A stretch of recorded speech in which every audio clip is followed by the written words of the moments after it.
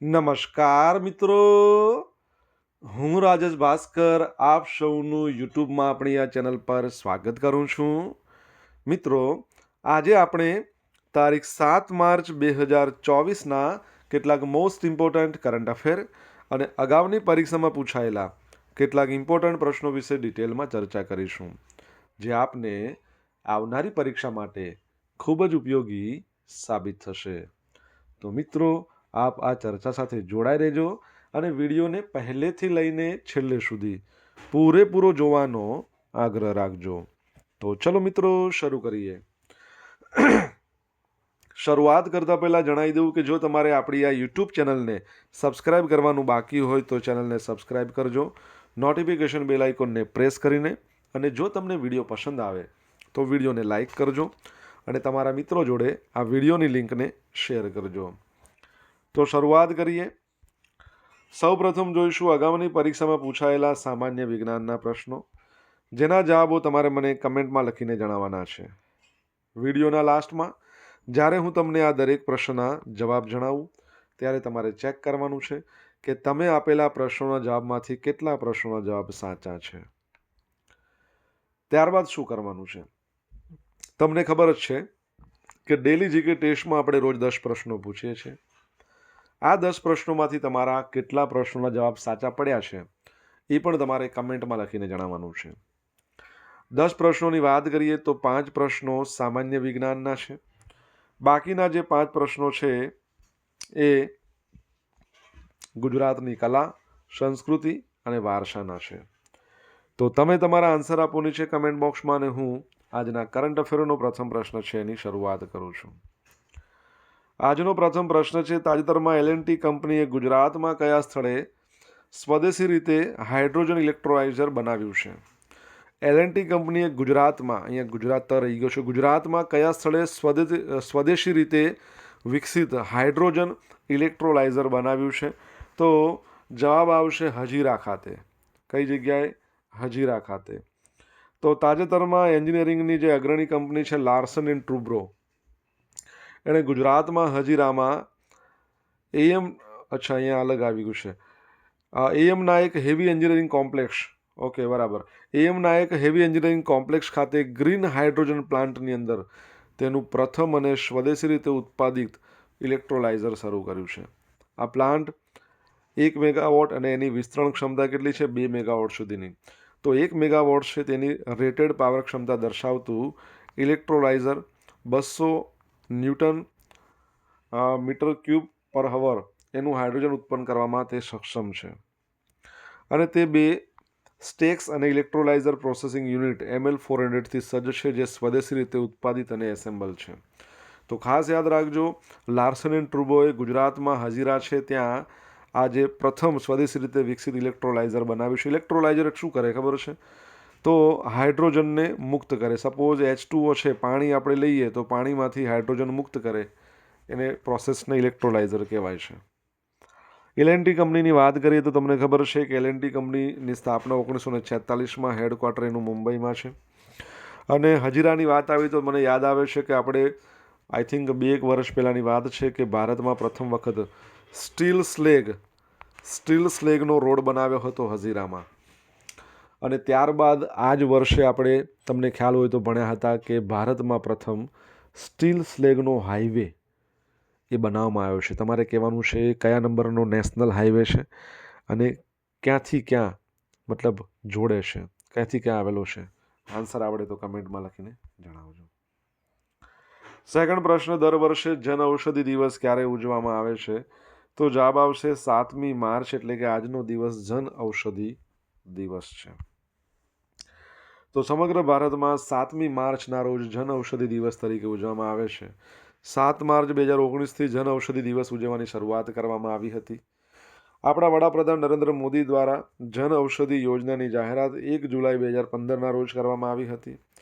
ત્યારબાદ આ યોજનામાં ઉચ્ચ ગુણવત્તાવાળી જે જેનરિક દવાઓ હોય એ બજાર કિંમત કરતાં 60%થી લઈને 70% જેટલી ઓછી કિંમતે સરકાર દ્વારા બનાવવામાં આવેલ જન ઔષધિ કેન્દ્ર પર મળી રહે છે. આ દિવસ ઉજવવાનો મુખ્ય હેતુ જેનરિક દવાઓના ઉપયોગ વિશે વધુ પ્રોત્સાહન અને જાગૃતતા પ્રદાન કરવાનો છે. જેનરિક દવાને લોકપ્રિય બનાવવા માટે ભારત સરકારે પ્રધાનમંત્રી ભારતીય જન ઔષધિ પરિયોજનાની પણ શરૂઆત કરી છે. આજે 7મી માર્ચ છે. તમને ખબર છે 7મી એપ્રિલ એ કયો દિવસ મનાવવામાં આવે છે? જો તમને ખ્યાલ હોય તો તમે કમેન્ટ બોક્સમાં લખીને જણાવો. 17નો જાદુ એક વસ્તુ એડિશન થયું. તમને ખબર પડી કે આપણા ગુજરાતમાં ટોટલ 8 મહાનગરપાલિકા હતી. ત્યારબાદ બજેટમાં બીજી 7 મહાનગરપાલિકા એડ કરવામાં આવી. ત્યારબાદ હમણાં રિસન્ટલી બીજી 2, એટલે 8 ને 7 15 અને 2 17, ટોટલ 17 મહાનગરપાલિકા થઈ ગઈ ગુજરાતમાં. તો 17નો જાદુ, 4નો જાદુ, નીતિ આયોગ, આરબીઆઈ, આ બધા શોર્ટ્સ છે. તમારે જોવાના બાકી હોય તો જોઈ લો. તમને પસંદ આવે તો લાઇક કરો, તમારા મિત્રો જોડે આ વિડીયોની લિંક શેર કરો, અને જો ચેનલ સબસ્ક્રાઇબ કરવાનું બાકી હોય તો ફટાફટ કરી દો, નોટિફિકેશન બેલ આઇકોનને પ્રેસ કરીને. ગર્ભપાતને મહિલાઓના બંધારણીય અધિકાર જાહેર કરનાર ફ્રાન્સ વિશ્વનો પ્રથમ દેશ બની ગયો છે. એક ગ્રાઉન્ડ બ્રેકિંગ પગલામાં ફ્રાન્સે તેના બંધારણમાં શું કર્યું છે? તો ગર્ભપાતના અધિકારને એન્કર કરવા વૈશ્વિક સ્તરે વિશ્વમાં પ્રથમ વખત એ રાષ્ટ્ર બની ગયો છે. બંધારણમાં એટલે બંધારણીય અધિકાર બનાવી દીધો છે. આની પહેલાં તે વૈધાનિક અધિકાર હતો.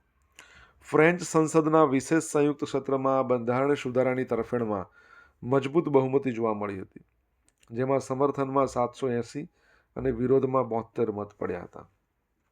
10% કરતાં ઓછા મત મળ્યા ને વિરોધમાં. હવે આ મુખ્ય ક્ષણે ફ્રેન્ચ બંધારણની કલમ 34માં સ્પષ્ટ ભાષાનો સમાવેશ તરફ દોરી કાયદા હેઠળ ગર્ભપાત પસંદ કરવાની મહિલાઓને સ્વતંત્રતા સુનિશ્ચિત કરવામાં આવી છે. ફ્રાન્સની વાત કરીએ, તમને ખબર છે કે એના પ્રાઇમ મિનિસ્ટર નવા આવ્યા છે. શું નામ છે એમનું? ફ્રાન્સના પ્રેસિડેન્ટ ઇમ્યુઅલ મેક્રોન છે, જેઓ આપણા પ્રજાસત્તાક દિવસના મુખ્ય મહેમાન હતા. ફ્રાન્સનું કેપિટલ પેરિસ છે. પેરિસ ખાતે જે એફિલ ટાવર છે ત્યાં તમને ખબર હોય તો રિસન્ટલી આપણે ભણ્યા યુપીઆઈ છે લોન્ચ કરવામાં આવ્યું હતું. અને પેરિસમાં આ વર્ષે ઓલિમ્પિક યોજાવાનો છે, સમર ઓલિમ્પિક, એ પણ યાદ રાખજો. ફ્રાન્સની કરન્સી યુરો છે, યાદ રાખજો. મિત્રો, ભણવાની મજા આવી હોય, વિડીયો પસંદ આવ્યો હોય તો વિડીયોને લાઇક અને શેર કરજો. આપણી બંને યુટ્યુબ ચેનલને સબસ્ક્રાઈબ કરજો. એક છે રાજેશ ભાસ્કર, બીજી રાજેશ ભાસ્કર 2 છે.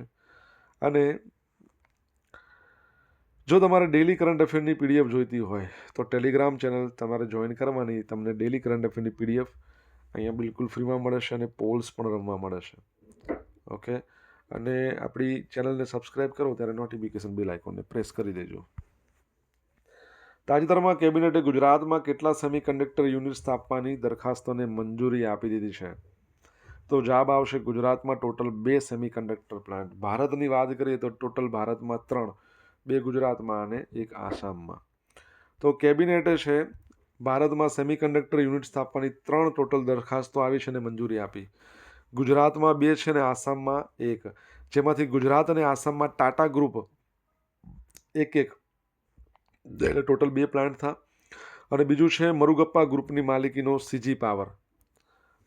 તો કેન્દ્રીય કેબિનેટે ટાટા ગ્રુપ અને પાવરશિપ તાયન દ્વારા બનાવવામાં આવનાર ભારતના પ્રથમ સેમિકન્ડક્ટર ફેબને મંજૂરી આપી દીધી છે. અને આ જે ફેબ છે ને ગુજરાતમાં ધોલેરા સ્થિત હશે. દર મહિને આની ક્ષમતા 50,000 વેફર્સ અથવા ચિપ્સની છે. આ ફેબ બનાવવા માટે અંદાજિત 91,000 કરોડ રૂપિયાનો ખર્ચ થશે. બીજો પ્લાન્ટ ટાટા સેમિકન્ડક્ટર એસેમ્બલી અને ટેસ્ટ પ્રાઇવેટ લિમિટેડ, બરાબર છે, મોરીગાંવ, આસામ, એમાં છે. અને આ ટીસેટ પ્લાન્ટની સ્થાપના આસામમાં 2 મોટા પ્રતિષ્ઠિત અમેરિકન સમૂહ સાથે ભાગીદારીમાં કરવામાં આવશે. ત્યારબાદ જોશો તો આ એકમ 27,000 કરોડના રોકાણ સાથે સ્થાપવામાં આવશે. દરરોજ 48 મિલિયન ચિપ્સનું ઉત્પાદન કરશે. અને ભારતે પ્રથમ વખત ટીસેટ પ્લાન્ટમાં સ્વદેશી રીતે એટીએમપી ટેકનોલોજી વિકસાવી છે. આ ટેકનોલોજી ટીસેટ દ્વારા વિકસાવવામાં આવી છે અને તે બૌદ્ધિક તેની સંપત્તિ ટાટાની છે. સીજી પાવર જાપાનની રેનેસાસ ઇલેક્ટ્રોનિક્સ કોર્પોરેશન અને થાઇલેન્ડની સ્ટાર માઇક્રો ઇલેક્ટ્રોનિક્સ સાથેની ભાગીદારીમાં ગુજરાતમાં સાણંદમાં સ્થાપવામાં આવશે. 7,600 કરોડના ખર્ચે દરરોજ 15 મિલિયન ચિપ્સનું આઉટપુટ, બરાબર છે, તો એ પણ યાદ રાખજો.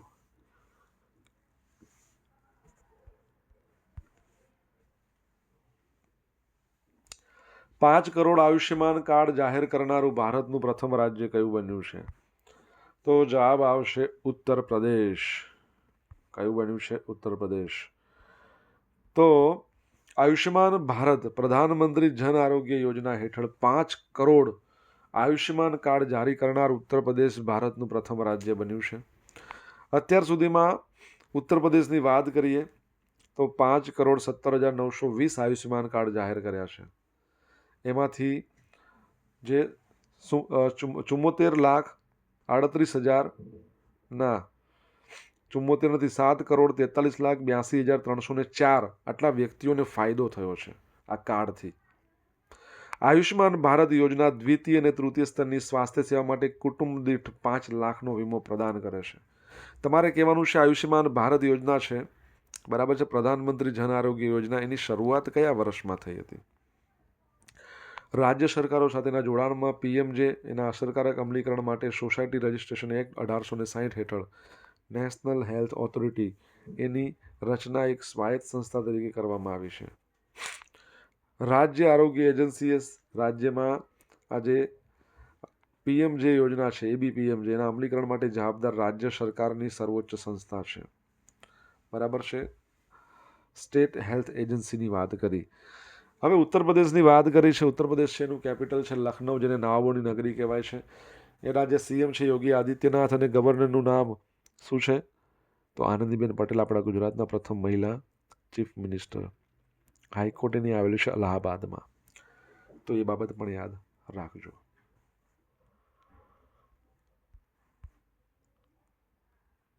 મેક્સિકન ઓપન 2024 ઓસ્ટ્રેલિયાના ખેલાડી છે જેમનું નામ એલેક્સ ડી મિનોર સતત બીજી મેક્સિકન ઓપન ટાઇટલ જીત્યા છે. એલેક્સ ડી મિનોરે નોર્વેના જે પ્લેયર છે કેસ્પર રૂડન એમને હરાવ્યા છે. 2012 પછી મેક્સિકન ઓપનમાં બેક ટુ બેક ટાઇટલ જીતનાર તેઓ પ્રથમ ખેલાડી બન્યા છે. મેક્સિકન ઓપન એક વ્યાવસાયિક ટેનિસ ટુર્નામેન્ટ છે જે આઉટડોર હાર્ડ કોર્ટ પર રમાય છે. આ વર્ષે 31મી આવૃત્તિ હતી અને સ્પોન્સર એના ટેલસેલ અને HSBC હતા. મિત્રો, તમને ખબર છે આખા વર્ષમાં ટોટલ 4 ગ્રાન્ડ સ્લેમ ટાઇટલ યોજાય છે, એટલે કે ટુર્નામેન્ટ યોજાય છે. પહેલું ઓસ્ટ્રેલિયન ઓપન, જે અત્યારે પૂરું થઈ ગયું છે. બીજું આવે છે ફ્રેન્ચ ઓપન, ત્રીજું આવે વિમ્બલ્ડન અને ચોથું આવે US ઓપન. ઓસ્ટ્રેલિયન ઓપન પૂરું થઈ ગયું છે, જેમાં આ વર્ષે 2024માં જે જેનિક સિનર છે, શું નામ છે? જેનિક સિનર, તેઓ વિજેતા બન્યા છે પુરુષોમાં, મેન્સ સિંગલમાં. વુમેન્સ સિંગલની અંદર કોણ બન્યા છે તમને ખબર હોય તો કોને યાદ રાખજો. ઓસ્ટ્રેલિયન ઓપનની અંદર ભારતના રોહન બોપન્ના છે, એમણે સૌથી મોટી વયે ટાઇટલ જીત્યું છે અને મેન્સ ડબલમાં સૌથી મોટી વયે નંબર 1 બન્યા છે એમ કહી શકાય. એ પણ યાદ રાખી લેજો. સોશિયલ મીડિયાના માધ્યમથી મારી જોડે તમે કનેક્ટ રહી શકો છો. મારું ઇન્સ્ટા આઈડી છે rajesh.i.bhaskar. મારું ફેસબુક આઈડી છે RI ભાસ્કર અને મારું ટેલિગ્રામ આઈડી છે, એટલે ટેલિગ્રામ ચેનલ છે રાજેશ ભાસ્કર. ટેલિગ્રામ ચેનલ પર ડેઇલી કરંટ અફેરની PDF મળશે અને પોલ્સ રમવા મળશે. તમને જો ભણવાની મજા આવી હોય તો વિડીયોને એક લાઇક કરજો, તમારા મિત્રો જોડે વિડીયોની લિંક શેર કરજો. જો હજુ સુધી આપણી ચેનલને સબસ્ક્રાઈબ નથી કરી તો ચેનલને સબસ્ક્રાઈબ કરજો, નોટિફિકેશન બેલ આઇકોનને પ્રેસ કરીને. તાજેતરમાં વર્લ્ડ પિકલબોલ ચેમ્પિયનશિપ 2024નું આયોજન કયા શહેરમાં કરવામાં આવશે? તો અમદાવાદમાં આનું આયોજન કરવામાં આવશે. પ્રથમ વિશ્વ પિકલબોલ ગેમ્સ 2024 અમદાવાદ ખાતે. આ માહિતી કોની છે? ગુજરાત સ્ટેટ પિકલબોલ એસોસિએશન અને રાષ્ટ્રીય સંસ્થા ઇન્ડિયન પિકલબોલ એસોસિએશન, એમણે બંને જાહેરાત કરી છે. અને આ ઓક્ટોબર મહિનામાં યોજાશે, 23થી લઈને 27 ઓક્ટોબર 2024 અમદાવાદમાં સાબરમતી રિવરફ્રન્ટ સ્પોર્ટ્સ કોમ્પ્લેક્સ છે ને ત્યાં. તમને ખ્યાલ હોય તો આપણે ભણ્યા હતા કે રિસન્ટલી એક ફેસ્ટિવલ યોજાઈ ગયો અહીંયા. કયો ફેસ્ટિવલ? કમેન્ટમાં લખો ખબર હોય તો. હવે દરેક દેશનું ફેડરેશન તેમના દેશનું પ્રતિનિધિત્વ કરવા માટે ઓછામાં ઓછા 8 અને વધુમાં વધુ 12, તો ઓછામાં ઓછા 8, વધુમાં વધુ 12 ખેલાડી ઉપરાંત એક કોચની પસંદગી કરી શકશે. એ યાદ રાખજો. સમુદ્ર લક્ષ્મણ કવાયત. તાજેતરમાં વિશાખાપટ્ટનમના દરિયા કિનારે ભારતીય નૌકાદળ અને રોયલ મલેશિયન નૌકાદળ વચ્ચે સંયુક્ત નૌકા કવાયત યોજાઈ. સમુદ્ર લક્ષણ કવાયત. કઈ આવૃત્તિ? 3જી આવૃત્તિ. ભારતીય નૌકાદળનું જહાજ INS કિલ્તાન અને રોયલ મલેશિયન જહાજ KD લેકિર આ બંને આ કવાયતમાં ભાગ લીધો છે. અને આ કવાયત 2 તબક્કામાં યોજાય. એક છે બંદરગાહ પર વ્યાવસાયિક ક્રિયા પ્રતિક્રિયાઓ, બીજું છે દરિયામાં ઓપરેશનલ. આની પહેલી આવૃત્તિ છે ને 2019માં યોજાઈ હતી. INS કિલ્તાનની વાત કરીએ તો સ્વદેશી રીતે નિર્મિત એન્ટી સબમરીન વોરફેર સ્ટીલ્થ કોર્વેટ છે. આ કોર્વેટ ભારતીય નૌકાદળની આંતરિક સંસ્થા ડિરેક્ટોરેટ ઓફ નેવલ ડિઝાઇન દ્વારા ડિઝાઇન કરવામાં આવ્યું છે. અને કોલકાતાની અંદર garden rich shipbuilders and engineers એના દ્વારા બનાવવામાં આવ્યું છે. આ પ્રોજેક્ટ 28 હેઠળ નિર્મિત 4 કોર્મોટા ક્લાસ કોર્વેટમાં 3જા નંબરનું છે. વિશાખાપટ્ટનમમાં તમને ખબર છે બીજી પણ એક એક્સરસાઇઝ યોજાઈ હતી, જો તમને યાદ હોય તો કહો. આપણે એવું પણ ભણ્યા હતા, માલદીવની અંદર ઓપરેશન દોસ્તી 16મા નંબરનું સંસ્કરણ યોજાયું હતું. પછી પોખરણની અંદર વાયુશક્તિ કવાયત યોજાઈ હતી રાજસ્થાનના પોખરણમાં, એ પણ આપણે ભણ્યા હતા. વિશાખાપટ્ટનમમાં કઈ યોજાઈ હતી તમને ખબર હોય તો કમેન્ટમાં લખીને જણાવો. હવે મિત્રો જોઈશું અગાઉની પરીક્ષામાં પૂછાયેલા સામાન્ય વિજ્ઞાનના પ્રશ્નો. પ્રથમ પ્રશ્ન કે કાટ ખાતા લોખંડના કિલ્લાના આવે ખિલ્લો આવે. શું આવે? ખિલ્લો. ખિલ્લાના વજનમાં શું ફેરફાર થાય? તો ભાઈ જે કાટ ખાઈ ગયેલો ખિલ્લો હોય ને એનું વજન વધે. આ તો પ્રેક્ટિકલ કરેલું છે, તમે પણ કરી જોજો તમને જો ડાઉટ હોય તો. મોહર સ્કેલનો ઉપયોગ શું નક્કી કરવા માટે થાય છે? ખનિજો હોય ને એની કઠિનતા. કયા યંત્ર દ્વારા ભૂકંપનું ઉદ્ગમ સ્થાન અને વેગ જાણી શકાય છે? તો આ તો બધાને આવડે, સિસ્મોગ્રાફ. કયા ખનિજનો ઉપયોગ રાસાયણિક ખાતરો, કાચ, રંગ, જંતુનાશક દવાઓ બનાવવાના કારખાનામાં થાય છે? તો શું આવશે? ચિરોડી. ભારતમાં કયા વૈજ્ઞાનિકે હળદરની US પેટન્ટ સફળ ઝુંબેશ હાથ ધરી હતી? તો ડૉક્ટર R.A.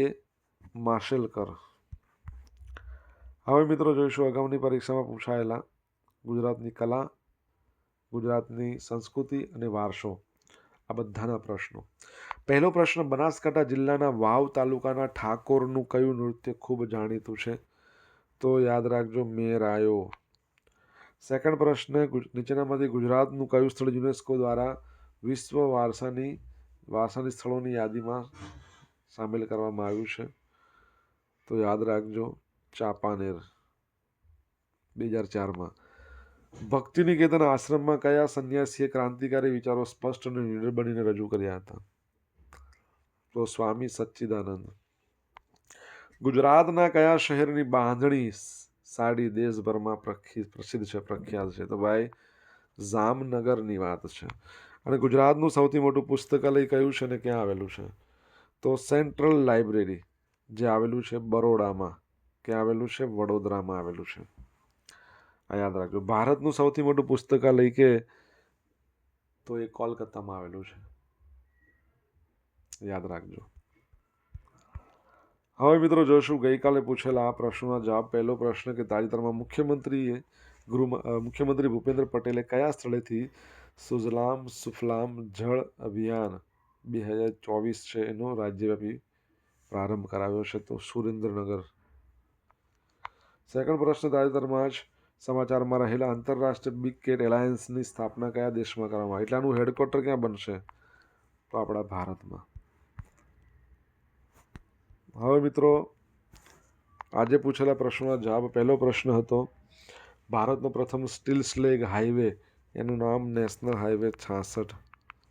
ક્યાંથી ક્યાં સુધી? મુંબઈથી ગોવા. સેકન્ડ પ્રશ્ન, 7 એપ્રિલ કયો દિવસ છે? વિશ્વ સ્વાસ્થ્ય દિવસ.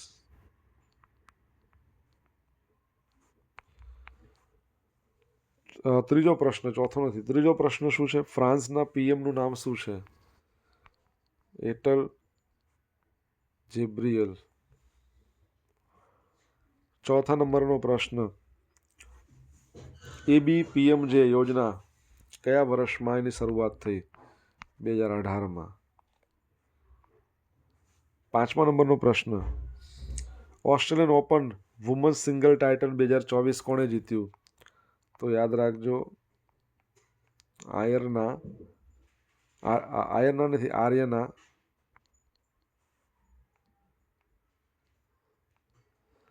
આર્યના સબાલેન્કા. 7મા નંબરનો પ્રશ્ન શું છે? તો રિવરફ્રન્ટની અંદર રિસન્ટલી ફૂડ ફેસ્ટિવલ યોજાયો. અને છેલ્લો પ્રશ્ન બરાબર છે કે વિશાખાપટ્ટનમ ખાતે બીજી એક એક્સરસાઇઝ યોજાઈ હતી, એ હતી મિલન એક્સરસાઇઝ. એની 12મી આવૃત્તિ હતી. તો એ પણ યાદ રાખજો. તો મિત્રો આ હતા હવે જોઈશું ગઈકાલના કરંટ અફેરમાંથી પૂછેલા કેટલાક ઇમ્પોર્ટન્ટ પ્રશ્નો જેના જવાબો તમારે મને કમેન્ટ બોક્સમાં લખીને જણાવવાના છે. પ્રથમ સવાલ, ગુજરાતમાં કયા શહેરમાં બોન્સાઈ શોનું આયોજન કરવામાં આવ્યું છે? સેકન્ડ પ્રશ્ન છે કે તાજેતરમાં BSFની પ્રથમ મહિલા સ્નાઈપર કોણ બન્યા છે? જો જવાબ આવડે તો કમેન્ટ બોક્સમાં લખીને જણાવજો. તો મિત્રો આ હતા આજના દિવસના કેટલાક મોસ્ટ ઇમ્પોર્ટન્ટ કરંટ અફેરને અગાઉની પરીક્ષામાં પૂછાયેલા કેટલાક ઇમ્પોર્ટન્ટ પ્રશ્નો જેના જવાબોની સાથે. આશા રાખું બધાને ભણવાની મજા આવી હશે. મજા આવી હોય તો વિડીયોને લાઇક અને શેર કરજો. આપણી બંને યુટ્યુબ ચેનલ છે રાજેશ ભાસ્કર 2, બંનેને સબસ્ક્રાઈબ કરજો, નોટિફિકેશન બેલ આઇકોનને પ્રેસ કરીને. તો મિત્રો thank you so much for watching this video. Have a nice day. જય હિન્દ, જય ભારત.